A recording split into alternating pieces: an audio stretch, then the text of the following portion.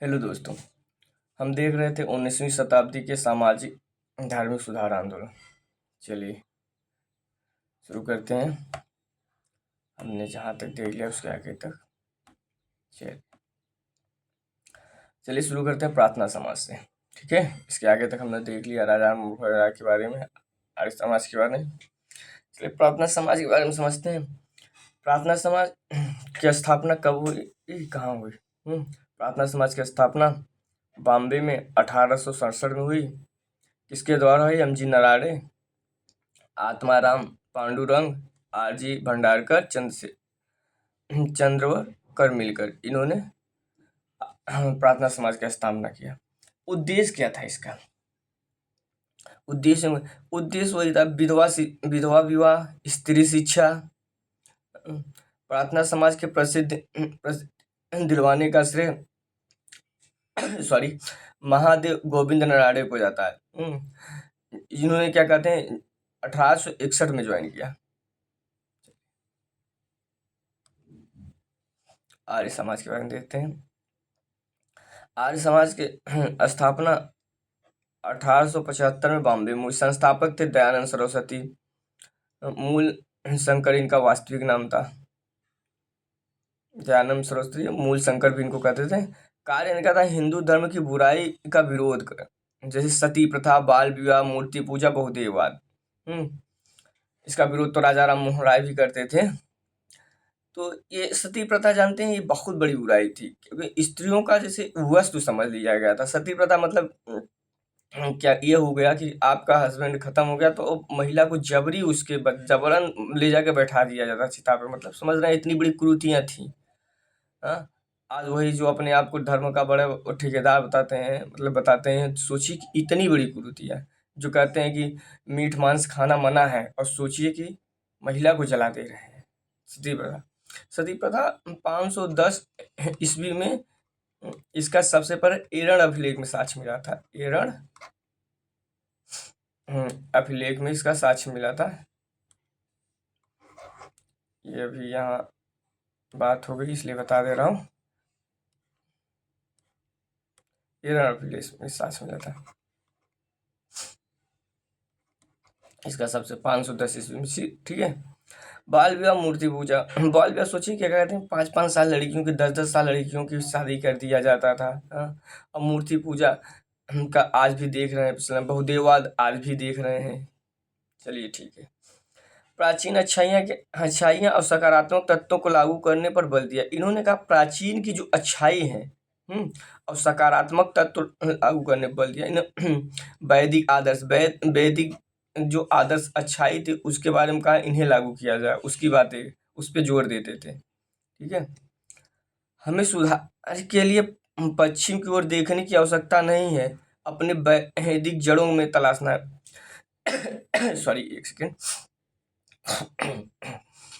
इन्होंने कहा कि हमें भारतीय समाज की कुरीतियों को सुधारने के लिए नहीं, हमें क्या कहते हैं अपने प्राचीन वैदिक जो ग्रंथ है उनमें उनकी जड़ों में जाना है। क्योंकि वेद भी हमारी क्या कहते हैं, जो वैदिक ग्रंथ हैं वो भी हमारे इतने अच्छे थे, उसमें भी स्त्रियों को इतना अच्छा दर्जा दिया गया था। क्या कहते हैं, फिर उसके बाद क्या कहते हैं ज्ञान, सबसे ज़्यादा क्या कहते हैं ज्ञान की बातें की गई थी। तो इन्होंने उसको आधार बनाया, कहा कि हमें पश्चिम से लेने की ज़रूरत नहीं है।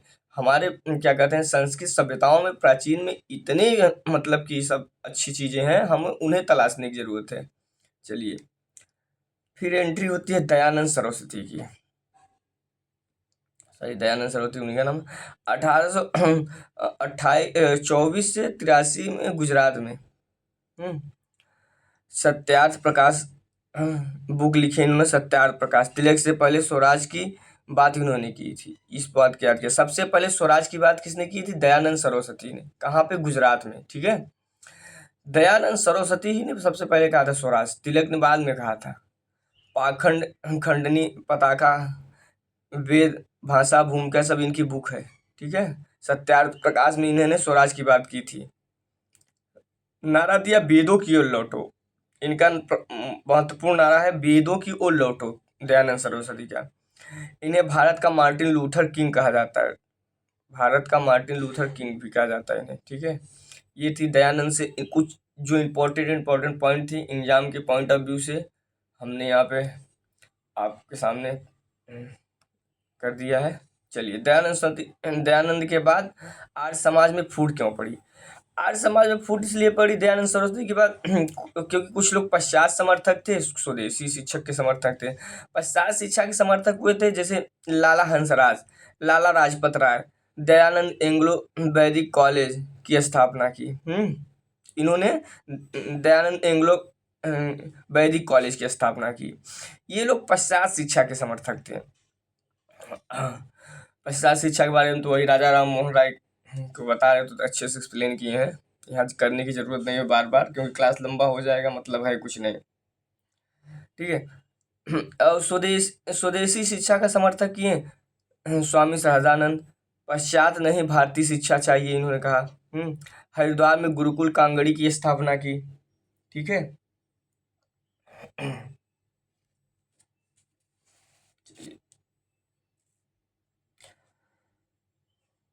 दयानंद सरस्वती का एक प्रमुख वो था, यही लिख लीजिए, क्या कहते हैं, इन्होंने गौ रक्षा समिति बनाई थी। किस समय बनाई थी? 1882 में। लिखे रहिए, एग्जामिनर का दिमाग घूम ही गया। गांव पे कुछ करना नहीं है, बस यही सब करना है, पूछ लेगा तो। गौ रक्षा समिति 18, जिसका उद्देश्य गौ वध बंद हो। इसका उद्देश्य ये था, उद्देश्य लिख लीजिए, जो गौ वध होता था वो बंद हो, बंद। दयानंद सरस्वती ने कहा था। ठीक है। सोचिए, दयानंद सरस्वती उस समय 82 में कहा के चले गए, हाँ, स्थापना कर दी, लेकिन आज तक गायों की हत्या को रोक नहीं लगी। इतने बड़े हिंदू शासक हुए हैं इस समय, फिर भी कुछ कर नहीं पा रहे हैं। बीफ का इंपोर्ट इतना तेजी से हो रहा है और सब इन्हीं के संगठन वाले कर रहे हैं।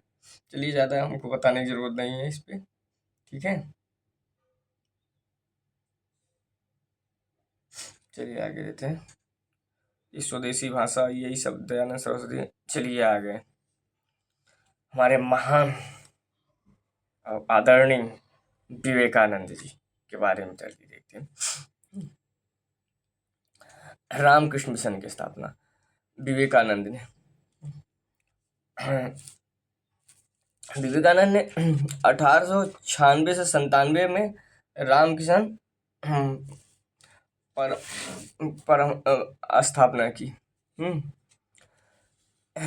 ये कहाँ के थे? बेलूर। कलकत्ता के मुख्यालय भी बेलूर था। मायावर्ती अल्मोड़ा में, कलकत्ता में स्थान है। वेदांत दार्शनिक काली की पूजा। ये वेदांत दार्शनिक थे, इनमें काली पूजा करते थे। विवेकानंद काली जी का पूजा करते थे, क्योंकि कलकत्ता के थे तो स्वाभाविक था। अब भाई क्षेत्र है तो आप वहीं से जुड़ेंगे, तो वहाँ आज भी जानते हैं कलकत्ता वाली काली जी फेमस हैं, तो उन्हीं का पूजा करते थे। इनका भी मानना था सभी धर्मों का सार एक ही है, मानव की सेवा ईश्वर की सेवा। विवेकानंद ये नहीं कहा कि ईश्वर की सेवा करना, इन्होंने कहा कि मानव की सेवा करोगे तो ईश्वर की सेवा है। पाखंड का इन्होंने भी विरोध किया है, ईश्वर की सेवा है। इन्होंने तो कह दिया कि मानव का ही सेवा करने से ईश्वर की सेवा है। ठीक है। कहे कि सारे धर्मों का सार एक ही है। स्वामी विवेकानंद का बचपन का नाम भी बता देते हैं, इंपॉर्टेंट है, पूछ लेगा। क्योंकि नरेंद्रनाथ बचपन का नाम था इनका। ठीक है। प्रारंभ में प्रचार वेदांत दर्शन का प्रसार किया। दरिद्रता एवं गरीबी की समाप्ति का आह्वान किया। ईश्वर गरीबी में ही बसते हैं, वही बताया ना।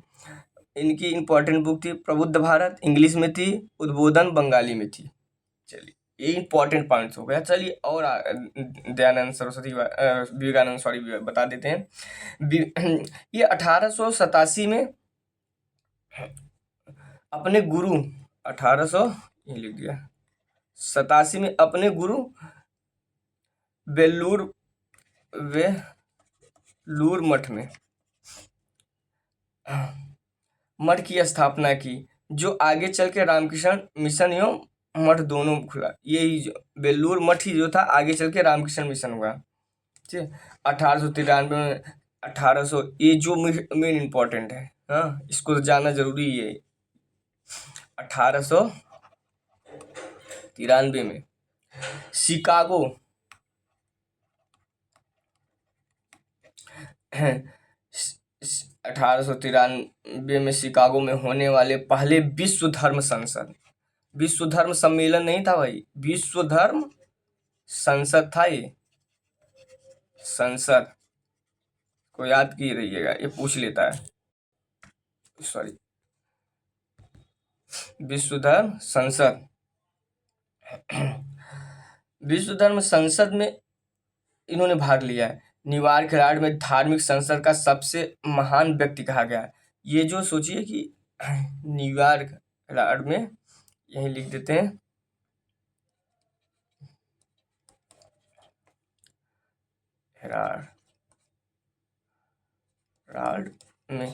हेराल्ड में ये अमेरिका में हो रहा था। हेराल्ड सबसे महान व्यक्ति कहलाए। उस धार्मिक संसद में सोचिए सबसे कम उम्र का बच्चा और सबसे महान व्यक्ति कहलाया।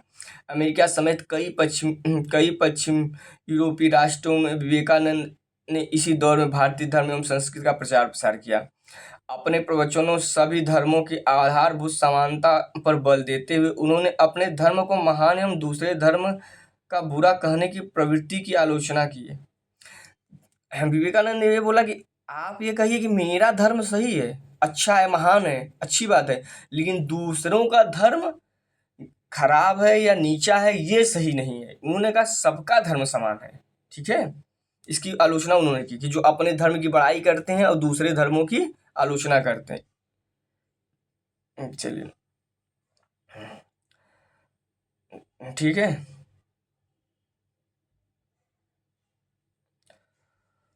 अमेरिका में विवेकानंद 1897 में वेदांत सोसाइटी, ये वेदांत सोसाइटी अमेरिका में न्यूयॉर्क में की थी, इसके बारे में बता ही दिया। उनकी शिक्षा में बनी सिस्टर निवेदा कहलाती थी। उनकी एक इनको भी याद करें, एक इंग्लैंड की मार्गरेट नोबेल नामक महिला उनकी शिष्या बनी। इनको भी अगर जानना है तो जान लीजिए, नहीं सुन लीजिए। सिस्टर निवेदा कहलाई रही थी। बाद में वह कलकत्ता में बस गई और the way of India life नामक पुस्तक लिखी। इनके बारे में ये, चलिए एक सेकेंड इरेज करके ही लिख देते हैं। इनकी पुस्तक याद किए रहिएगा। चलिए, पुस्तक थी the way of Indian life. किसकी थी? ये इनकी सिस्टर एक थी, वो जो अमेरिका की शिष्या थी, उनका नाम भी लिख लीजिए, सिस्टर निवेदिता। ये इनकी बुक है। ठीक है, बहुत इंपॉर्टेंट है, याद किए रहिएगा, आप नोट डाउन कर लीजिएगा। चलिए, इनकी लाइफ, उनका कहना था कि मैं ईश्वर में विश्वास नहीं कर सकता जो धरती पर हमें रोटी ना दे सके और स्वर्ग की शाश्वत सुख एवं मोक्ष का आसन दे। इन्होंने कहा कि वो जो पुरोहित थे, ब्राह्मणवाद थे, उनका विरोध किया। कहा हम उस ईश्वर पे कैसे विश्वास कर दें जो हमें यहाँ धरती पे रहने के लिए, धरती पे रह रहा हूँ और मुझे रोटी ना दे सके, और शाश्वत ईश्वर में बात कर रहा है कि मरने के बाद तुमको स्वर्ग मिलेगा, नरक पड़ेगा। ऐसे ईश्वर की मैं विश्वास नहीं करता हूँ, विवेकानंद ने साफ कहा। हाँ? और विवेकानंद जाति प्रथा की भेदभारी को मानते हुए इनका उन्मूलन चाहते थे। उनका मानना था कि मानव ईश्वर का अंश है, पहले ही बता दिया ना। उनका मानव ईश्वर का अंश है, इसलिए मानव की सेवा ईश्वर की सेवा सर्वोच्चता है। उन्होंने कहा कि एकमात्र ईश्वर जिसमें विश्वास करता हूँ वो है सभी आत्माओं का कुल योग। बहुत सही बात इन्होंने की, कहा कि जो ईश्वर की मैं विश्वास करता हूँ सभी आत्माओं का कुल योग है, और सबसे पहले मेरे भावनाओं में सभी जातियों को कुष्ठ पीड़ित दरिद्र हैं। वास्तव में उनके समाज सुधार का उद्देश्य दरिद्र नारायण की सेवा। उन्होंने कहा कि क्या कहते हैं, जो क्या कहते हैं, ये जैसे कुष्ठ रोगी, मतलब कि भीख मांगने वाले, मतलब जो दो रोटी के मांग है, फिर जातिवाद, उन्होंने कहा वास्तव में इनकी सेवा ही क्या कहते हैं, ईश्वर की सेवा है। जब तक कि करोड़ों व्यक्ति भूखे रहते हैं तब तक मैं हर व्यक्ति को देशद्रोही मानता। उन्होंने कहा कि ब्रिटिश ही देशद्रोही नहीं है यहाँ, कहे कि जब तक भारत के करोड़ों व्यक्ति भूखे हैं तो यहाँ के जमींदार, क्या कहते हैं, साहूकार, मतलब रजवाड़े जो भी हैं, क्या कहते हैं, पुरोहित, सभी यहाँ के क्या कहते हैं, देशद्रोही हैं। उन्हीं के खर्चे पर शिक्षा प्राप्त करते हैं, और जो पढ़े लिखे इलीट वर्ग हैं, कहीं उन्हीं के पैसे से टैक्स दें, किसान ये करे, सब उन्हीं के पैसे से शिक्षा प्राप्त करते हैं, और उन्हीं को उन्हीं को उनका बिल्कुल परवाह नहीं करते। जैसे आज ही समय देख लीजिए, मंत्री विधायक क्या कर रहे हैं, बड़े बड़े नेता, प्रशासनिक अधिकारी, सब गरीबों के टैक्स से पढ़ रहे हैं। हाँ, हर एक स्टूडेंट रिचार्ज कराता है तो उसका भी टैक्स जाता है, ठीक है, और अय्याशी कर रहे हैं, और उन्हीं का शोषण है, इतना बड़ा आंदोलन चल रहा है, लेकिन किसी को कोई फर्क ही नहीं है, सब विदेश यात्रा करने में व्यस्त हैं। चलिए, अन्य प्रमुख आंदोलन, थियोसॉफिकल सोसाइटी की स्थापना 1875 में यूएसए में हुई। संस्थापक थे मैडम वालेटनस्की, कर्नल अलकाट। मद्रास के अड्यार में इसकी शाखा स्थापित हुई। सिद्धांत था भारतीय दर्शन, वेदांत, पुनर्जन्म, कर्मवाद से प्रेरित था ये, ठीक है, ये इंपॉर्टेंट पॉइंट है, इन सब के बारे में क्या चर्चा करें। एनी बेसेंट 1891 में भारत आई, बनारस सेंट्रल कॉलेज की स्थापना की, बाद में यही बीएचयू हो गया 1898 में, याद किए सॉरी। तिलक के साथ मिलकर होम रूल मूवमेंट चलाया। इंडियन नेशनल कांग्रेस की पहली अध्यक्ष महिला थी, पहली अध्यक्ष महिला ये थी, लेकिन पहली भारतीय अध्यक्ष महिला पूछेगा तो सरोजिनी नायडू, ठीक है। चलिए, 1917, इसीलिए यहाँ बता दिए, कंफ्यूज न होइएगा ये। Young Bengal, young Bengal, Henry William Derozio Bengal के युवकों को प्रेरित किया। यूरेशियाई हिंदू कॉलेज टीचर थे। एंग्लो इंडियन हिंदू एसोसिएशन का गठन किया। ईस्ट इंडिया का संपादक थे। निगेटिव पॉइंट इनका दिया था, सरेआम देवी देवताओं की मजाक उड़ाना, पार्क में बैठकर शराब पीना, मतलब अतिवादिता हो गई थी। किसी चीज के अतिवादिता होना गलत भी है। आप बुराई किसी का करिए, मतलब एक तार्किक तरीके से करिए, इसका ये मतलब नहीं कि सरेआम सबके सामने किसी का इंसल्ट कर। आपको किसी का आलोचक है तो एक लहजा होना चाहिए करने के लिए, और फिर आप बुराई कर रहे हैं, फिर आप खुद ही मतमस्त हैं, पार्कों में बैठ के शराब पी रहे हैं, ये कर रहे हैं, अच्छी बात नहीं थी, इसलिए इनकी आलोचना भी होती थी। चलिए ठीक है, आप कितने भी अच्छे हैं, इसका ये मतलब थोड़ी है कि आप अच्छे हैं, अच्छे दिखने चाहिए, उस तरह से कार्य करने चाहिए। चलिए,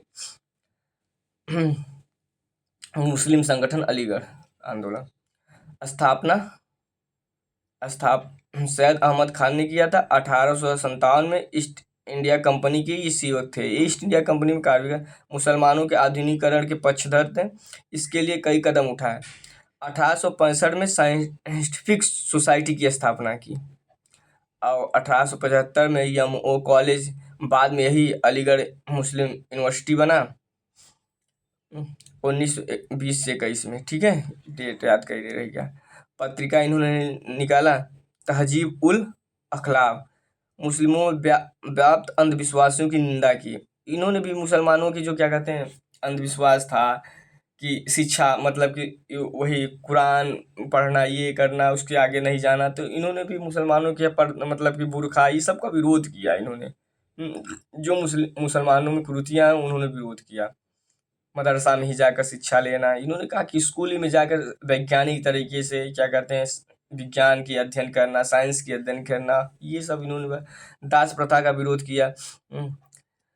पीर मुरीद का विरोध किया, वही बताया ना, ये जो पीर मुरीद होते हैं अपने यहाँ, जैसे पुरोहित होते हैं उनके यहाँ पीर, उनका भी विरोध किया। कुरान पर टीका, इन्होंने कुरान पर टीका लिखा। चलिए नेक्स्ट पॉइंट देते हैं, सैयद अहमद खान का व्यक्तित्व, प्लस पॉजिटिव देख लेते हैं, नेगेटिव। पॉजिटिव में हिंदू एकता के पक्ष पे बल दिया, वैज्ञानिकता पर बल, शिक्षा के प्रसार पर बल दिया इन्होंने। वही बोले ना, शिक्षा में कहा मदरसों से उठकर मुसलमानों के इसलिए विरोध किया कि जैसे मुस्लिम अधिकतर क्या कहते हैं, शिक्षा मदरसा और मकसद में कर देते, तो इन्होंने उसका विरोध किया ना।